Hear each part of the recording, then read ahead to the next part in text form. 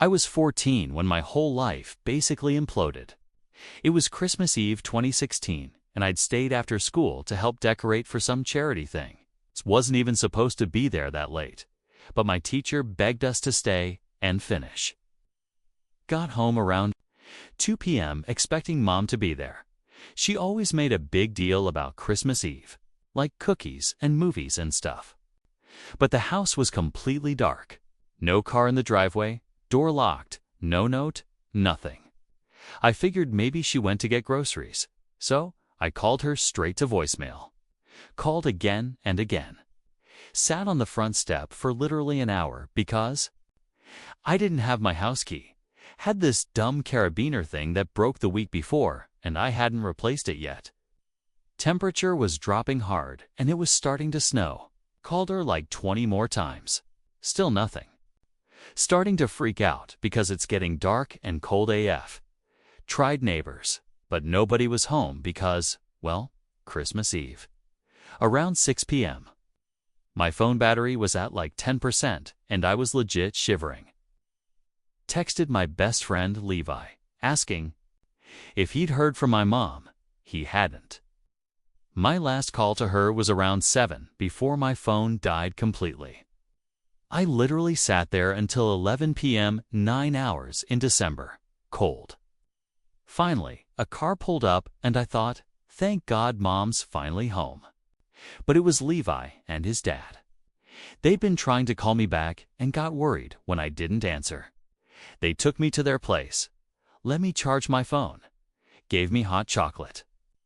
First thing I did was call Mom again, and this time she answered. What she said literally changed everything.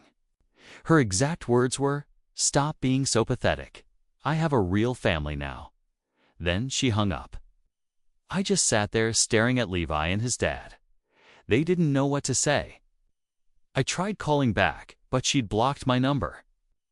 Like 30 minutes later, Levi's phone starts blowing up. It's Bennett, another friend from school, sending screenshots from Facebook. My mom had posted pictures. She was on a yacht in the Maldives with some rich dude I'd never even seen before, and his 3 kids. The caption under the main photo, "Real family, real love, real Christmas." The comments were worse. Her new husband wrote, "No more dead weight dragging us down. Finally free." And his teenage daughter commented, "Mom says we never have to see. That loser again. Best gift ever." And my mom replied with a bunch of heart emojis. They were all laughing and holding champagne glasses while I was literally freezing on our doorstep. Turns out she'd been seeing this guy for months. Glenn Henderson, some finance guy with a massive house and 3 spoiled kids. Apparently, he didn't want to deal with another kid, especially a teenage boy. So, she just left me, packed her stuff while I was at school, and disappeared. Lay's parents called the police, but since she'd technically left me with family friends, them and I was safe, there wasn't much they could do. They tried calling my dad, but he'd moved overseas years before and nobody could reach him. Levi's family let me stay with them, not just for Christmas, but for years through high school. College applications, everything. They're the real MVPs in this story. I won't bore you with all the details of the last 9 years, but basically, I finished high school while working part-time jobs, got a partial scholarship to State University, worked my ass off, graduated last year, and now have a decent job. Not rich by any means, but stable. I literally never heard from my mom again. She completely erased me from her life like I never existed, changed her number, blocked me everywhere, moved across the country. The works. I tried finding my dad a few times over the years, but kept hitting dead ends until 3 months ago. I got a letter from a law firm. Turns out my dad died last year from heart problems. Never even knew he was sick. But here's the crazy part. He left me something big. Apparently, my dad had been a silent partner in a manufacturing company for years. Not just any company. They're the primary supplier for Henderson Financial Group. Yeah, my stepdad's company. My dad left me his entire 22% ownership stake in the supplier. It took me weeks to process this. At first, I just felt numb about my dad. Then, angry. He never reached out. Then, weirdly grateful that he remembered me in his will. But then, I realized what this meant. I now had significant leverage over the man who convinced my mother to abandon me. I spent a month learning everything about the business, consulting with the lawyers, understanding my rights as a stakeholder. Turns out the supplier has been giving Henderson's company preferential rates for years due to their special relationship. 2 days ago, I attended my first board meeting via Zoom, introduced myself as Parker. Last name, son of dad's name, new owner of 22% of the company. You could see the confusion on their faces. Then I laid out my proposal, effective immediately. Henderson Financial would no longer receive special rates. Their costs would increase by 40%, non-negotiable. Someone asked, why would risk damaging a successful partnership? I smiled and said, tell Mr. Henderson it's from the dead weight he left freezing on a doorstep 9 years ago. The room went silent. Then, I shared screenshots of those Facebook posts and comments from Christmas Eve 2016. Told them I'd be happy to share more about how Glenn Henderson convinced my mother to abandon her 14-year-old son if they wanted context. Meeting ended with them saying they'd convey my message. I knew word would spread fast. It did. Last night around 9:00 p.m., my phone started blowing up. Texts, calls, voicemails from numbers I didn't recognize. Finally checked one voicemail. It was my mom sobbing, begging me to call her back, saying Glenn was having a breakdown and we need to talk immediately. His spoiled daughter, Madison, even found my Instagram somehow and sent a voice note calling me an underscore who's destroying our family in total. 24 messages, 8 voicemails, 3 emails, all begging me to stop. I haven't responded to any of it. Them, not yet. This is just phase 1. And yes, before anyone asks, I confirmed with lawyers that everything I'm doing is completely legal. Just business decisions that happen to impact people who destroyed my life. Should I answer their calls or just keep going with phase 2? Because trust me, I'm just getting started. Update 1. Didn't expect that to blow up like it did. Anyway, a lot has happened in the last few days and I promised an update. So, here it is. First, to answer the most common question. Yes, the inheritance thing is legit. I was skeptical AF, too, when I first got that letter. Thought it might be some weird scam. But the law firm checked out and I met with my dad's old business partner. This older guy named Emery, who verified everything. Apparently, my dad kept tabs on me from a distance all these years. Never reached out directly. Thanks for nothing, Dad, but according to Emery, he was proud of how I handled everything after Mom left. Whatever that means still pisses me off. He never called or anything, but I guess the company shares make up for it. IDK, anyway. The manufacturing company makes specialized parts that Henderson Financial's tech division needs for their products. They've been getting a 40% discount for years because of some handshake deal between Glenn and the previous CEO. That discount is now gone. Lol. But let me back up a bit. A lot of you asked about what happened before Mom left, if there were signs. There definitely were. I was just too young and stupid to see them. Looking back, Mom started acting weird like 6 months before she disappeared. Constantly on her phone, smiling at texts, taking calls in another room, classic affair, _right. She was working late a lot, going on business trips that seemed to multiply. One time I came home early from school, had a fever, and caught her packing a small overnight bag. She jumped when she saw me, then claimed she had a last-minute conference. I remember thinking it was weird because she was packing fancy underwear. But what did I know? I was 13. She started getting irritated with me over small things. If I left a glass out or forgot to take out trash, she'd flip out completely. Looking back, I think she was trying to convince herself I was this horrible burden so she could justify leaving. There was this one night, maybe a month before she left, when I overheard her on the phone with someone. She was saying stuff like, "He just takes up so much space, and I never signed up to do this alone." Now I know she was talking about me too. Glenn, the worst part, for years, I blamed myself. Thought if I'd been a better kid, less trouble, she wouldn't have left. Levi's parents spent years trying to convince me it wasn't my fault. Speaking of Levi's family, they're the real heroes here. They didn't just let me crash on their couch for a few days. They literally raised me, helped me with homework, came to my high school graduation, taught me to drive. They even helped me apply for financial aid for college since I had no parents to sign forms. I still live in their rental property. This small house behind their main place. They charge me way below market rent. I tried to pay full price once. I got a job after college, but they refused. Anyway, back to the revenge.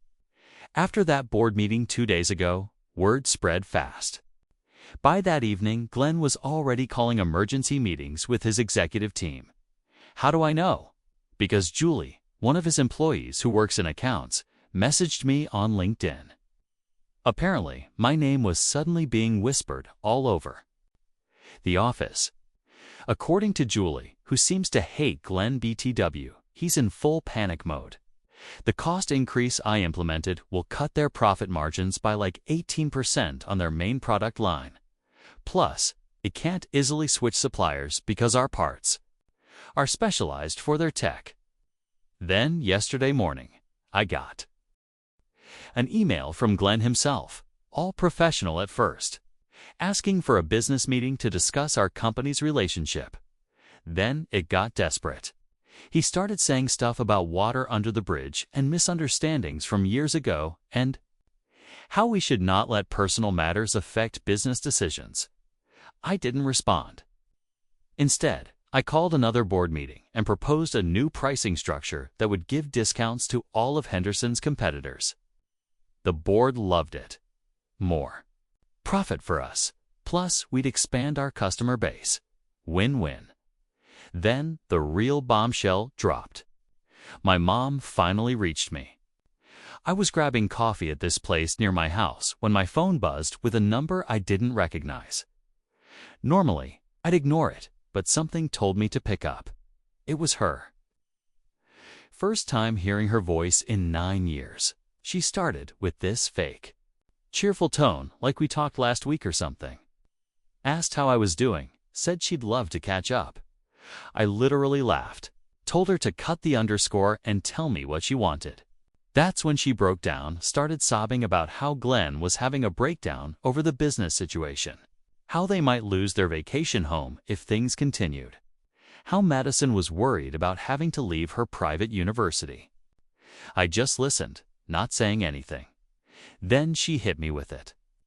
The real reason she left me behind all those years ago. Turns out, Glenn had given her an ultimatum. Him or me. He told her he'd only marry her if she came alone. No baggage from her previous life. He convinced her I was old enough to take care of myself at 14 and that I was holding her back from happiness. And the kicker, he made her block my number, delete all photos of me from her phone, and promised never to contact me again. It was a test of loyalty to prove she was fully committed to their new family. I asked her why she was telling me this. Now, she said Glenn was demanding she fix this situation because I was her problem. Apparently, he's blaming her for his business troubles now. When I didn't immediately respond with sympathy, she got defensive, started saying I couldn't understand what it's like to be a single mom, how hard she had it before Glenn rescued her, how I should be grateful she found me a safe place to stay. With Levi's family, that's when I hung up, blocked her number immediately. But here's where it gets interesting. This morning, I got a notification that Glenn Henderson had sent me a friend request on Facebook, then Instagram, then a connection request on LinkedIn. The man is desperate. I accepted the Facebook one just to see what would happen. Within minutes, he sent me a message acting all friendly, saying he'd love to meet his stepson after all these years, and how he never knew the full story of what happened. Yeah, right. This is the same guy who posted about no more dead weight dragging us down. When my mom abandoned me, so what's my next move? I'm meeting with the board again tomorrow to discuss completely cutting off Henderson Financial unless they meet certain conditions. Haven't decided what those conditions will be yet, but they'll be steep. Also planning to reach out to Glenn's other kids, apparently the oldest son, Parker. Weird, same name as me, doesn't get along with his dad either. Might be useful. Oh, and Madison sent me another voice message today. No longer calling me names. Now she's begging me to please just talk to mom and dad because her spring break trip to Greece might get canceled if dad's company keeps losing money. Cry me _river, Madison.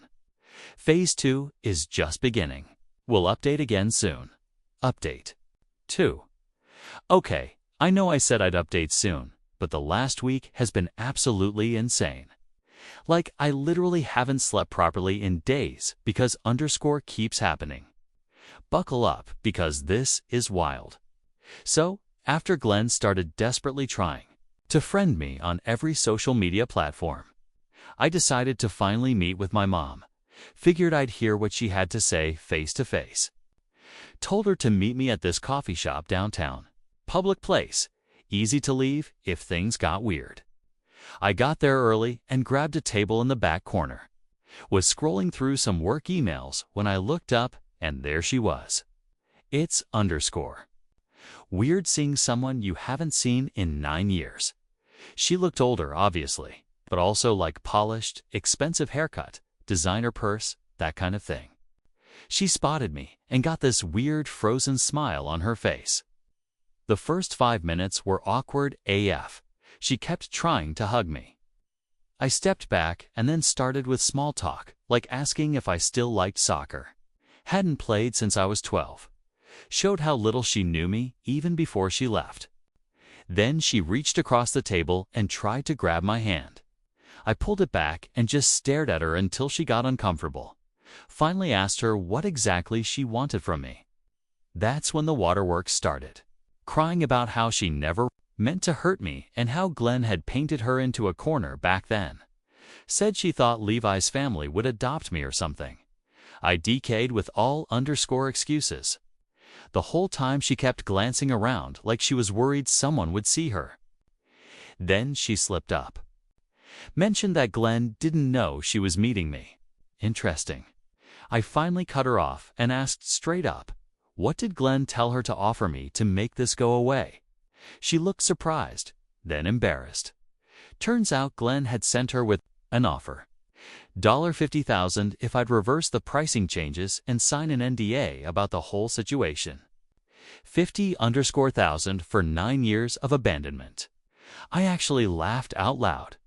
Told her their little family vacation photos on Instagram cost more than that. Her face went red. That's when she pulled out her phone and showed me pictures of me as a kid that she'd apparently kept hidden from Glenn all these years. Said she always missed me and thought about me every day. Yeah, right. I asked her why she never tried to contact me even once in 9 years if she missed me so much. She started making excuses about Glenn monitoring her phone and social media. I'd had enough. Told her the offer was insulting and got up to leave. That's when she grabbed my arm and said something that actually shocked me. Turns out, Glenn's company is in way worse shape than I thought. Apparently, they've been cooking the books for years, and my price hike exposed how thin their margins really were. They're 3 months away from potential bankruptcy if things don't change. I sat back down. She begged me to reconsider. Said that Madison and the other kids didn't deserve to suffer for their parents' mistakes. That's when I reminded her that I was just a kid too. When she left me on that doorstep, ended the meeting by telling her I'd think about a counteroffer. Her face lit up until I said my starting number would be 8 figures plus some other conditions. She went pale and left without ordering anything. The next day, I went to the supplier company office to meet with Emery and go through some paperwork. While I was there, guess who calls the main office line? Glenn himself, demanding to speak to me. Emery put him on speakerphone so we could both hear. Glenn started with this fake friendly tone, calling me son and saying we needed to clear the air as a family. I just listened while he talked himself in circles. Finally, he got to the point. He offered me a real job at his company with a generous salary if I'd helped the family business out of this rough patch. Told him I already had a job and didn't need his charity. He got quiet for a second, then his tone completely changed. Started threatening me, saying he had connections and could make my life difficult. Said I was playing a dangerous game with people above my pay grade.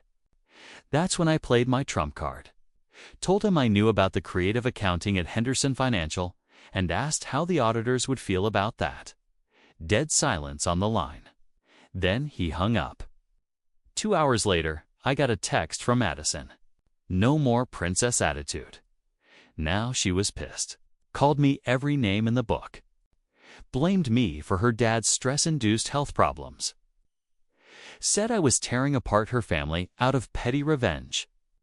I sent back a screenshot of her best gift ever comment from 9 years ago. She blocked me immediately. That evening, something unexpected happened. Got a message on Instagram from Glenn's oldest son, Other Parker. Turns out he's been watching this whole situation unfold from college across the country. We video chatted for almost an hour. He actually seemed decent. Said he and his dad haven't spoken in months because Glenn is controlling and manipulative with everyone, not just me. Apparently, he's been financially cutting off Other Parker for not majoring in business like he wanted. Other Parker gave me some useful info about the family dynamics. Said Madison and the middle brother are 100% Team Glenn, but his mom, my mom, has been increasingly unhappy in the marriage. Said Glenn monitors her spending, checks her location constantly, and blows up if she doesn't answer his calls immediately. Karma's A_, I guess. The next morning, I woke up to someone pounding on my front door at 7 a.m. Looked through the peephole. It was my mom, alone, looking panicked. Against my better judgment, I let her in. Ooh. Hair uncombed, no makeup. Wearing the same clothes from our coffee shop meeting. She started rambling about how Glenn had lost it after finding out she'd met with me. Apparently, he'd thrown his phone against the wall, pushed her, and started selling. Offered jewelry to prepare for the worst. For a split second, I almost felt bad for her. Almost. Then, she hit me with it. Glenn had called an emergency board meeting at Henderson Financial. For tomorrow morning, he was going to try to force through some kind of restructuring to limit the damage I was causing. I thanked her for the info and asked her to leave. She looked surprised, like she expected me to comfort her or something. When I opened the door, she tried one last guilt trip. Asked if I remembered how she used to make my favorite pancakes when I was sick. I told her the only thing I remembered was sitting on a frozen doorstep for 9 hours, wondering if she was dead.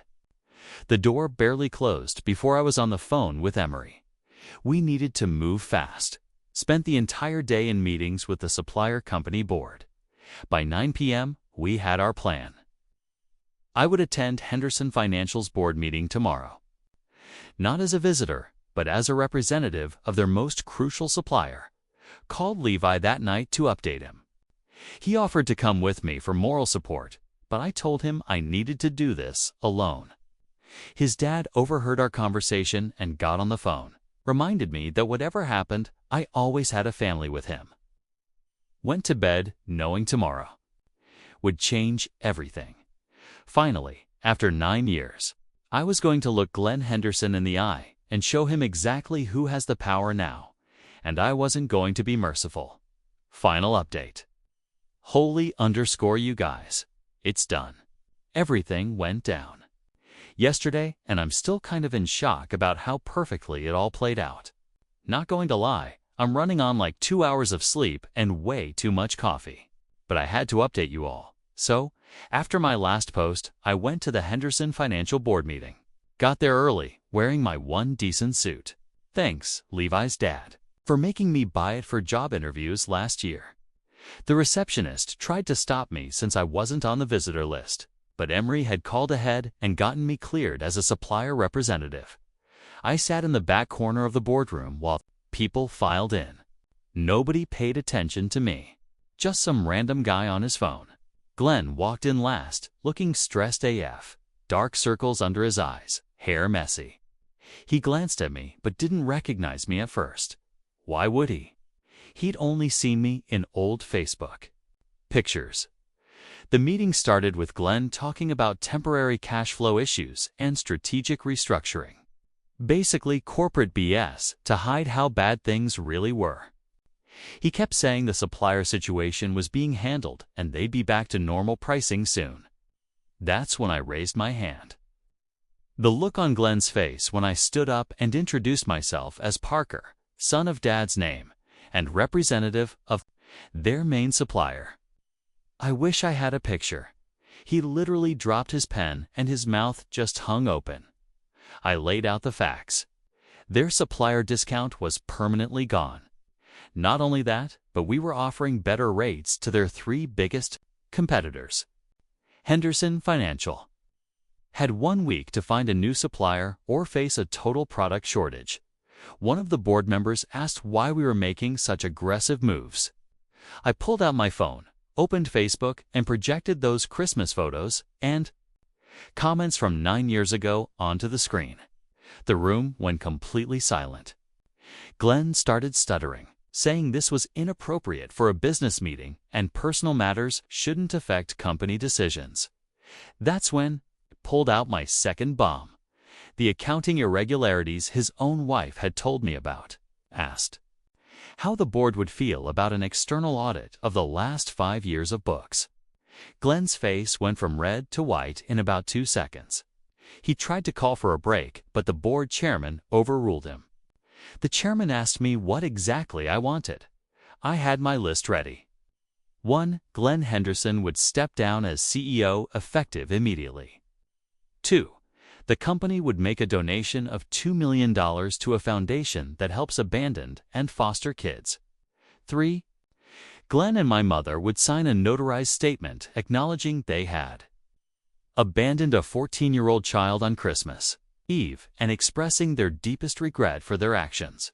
Glenn started shouting that this was extortion. I calmly reminded him that everything I was doing was perfectly legal. Just business decisions and requests for voluntary actions. I wasn't forcing anyone to do anything. The chairman called for a private discussion, and I was asked to wait outside. Sat in the hallway for almost an hour, scrolling through Reddit or LOL, when Madison suddenly appeared. Literally stomping down the hallway toward me, she got right in my face. Calling me a selfish underscore who was destroying her family, said I had no idea what I was doing to her dad's health and her mom's mental state. I just stared at her until she ran out of steam. Then I showed her the screenshots on my phone, her own words from 9 years ago. Best gift ever, to never have to see me again. She tried to grab my phone and I pushed her hand away. She started crying, saying she was just a kid then, repeating what her dad said. Told her she was old enough to know better. Old enough to understand what it meant to celebrate a kid being abandoned at Christmas.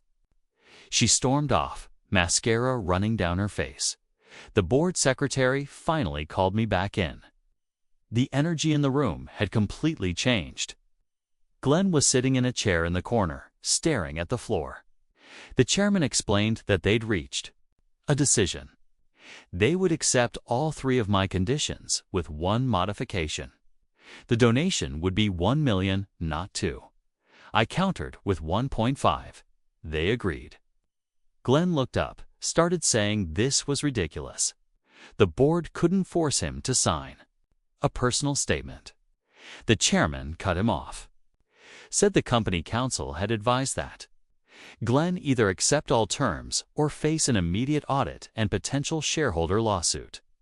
We signed the preliminary paperwork right there. Glenn's hands were shaking so bad he could barely hold the pen. As we were leaving, Glenn grabbed my arm in the hallway, tried to get in my face, said I had no idea who I was messing with, that he'd find a way to make me pay. One of the board members saw this and pulled Glenn away.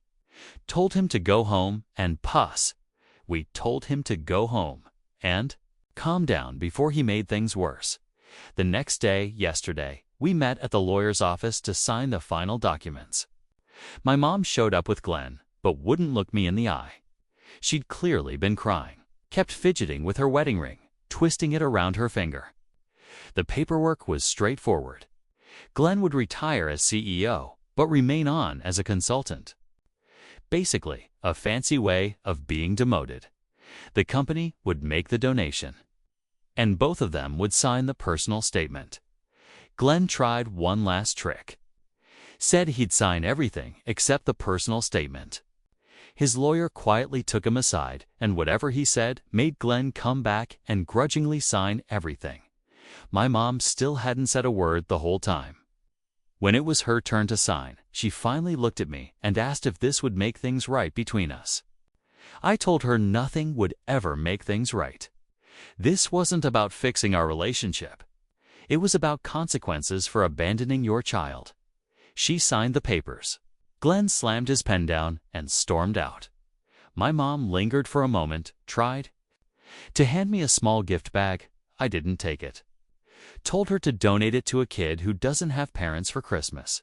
That was it. Walked out of there feeling weird. Not happy. Exactly satisfied. Maybe like I'd finally closed a chapter that had been hanging open for 9 years. Got home to find Levi and his parents had decorated my place for Christmas. They'd bought a small tree, hung lights, the whole thing. Levi's mom had made her famous hot chocolate with the little marshmallows she knows I like sitting there with them. I realized something important. Glenn was wrong when he posted about real family 9 years ago. This is my real family. The people who took in a scared kid on Christmas Eve and never once made me feel like a burden. So where do things stand now? The money gets donated next week. Glenn is out as CEO, and according to Emery, the company is already working to repair relationships with the supplier. I've stepped back from the board. Let Emery handle things from now on. Madison unfollowed me on everything and deleted her Instagram. For a while. Other Parker, Glenn's son, actually called to thank me. Said his dad needed this wake-up call years ago. He's coming to visit next month. Weird to think I might actually get along with my stepbrother. As for my mom, I don't know. Don't really care. TBH, 9 years too late to try being a mother now.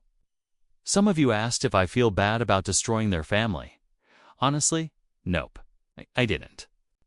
Destroy anything. They did that when they decided a 14-year-old kid was dead weight they could just throw away. All I did was show them that actions have consequences. Sometimes those consequences take 9 years to arrive, but they always come eventually. I'm spending Christmas Eve with Levi's family this year, like I have every year since that night. But this time, there's no shadow hanging over me. No unanswered questions. Just me and the people who actually give a damn. That's worth more than any revenge.